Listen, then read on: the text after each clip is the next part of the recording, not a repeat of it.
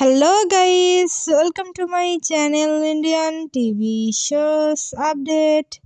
Guys, इस video में मैं आप लोगों को कलर्स टीवी के टोटल 8 सीरियल की box report of the week 52 के बारे में बताने वाली हूँ। 8 नंबर पोजीशन पर है अपोलिना।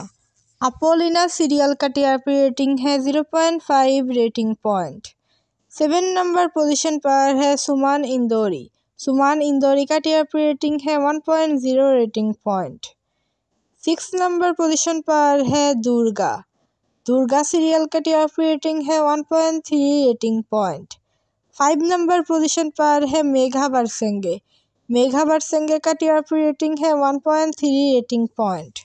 4 नंबर पोजीशन पर है बिग बॉस।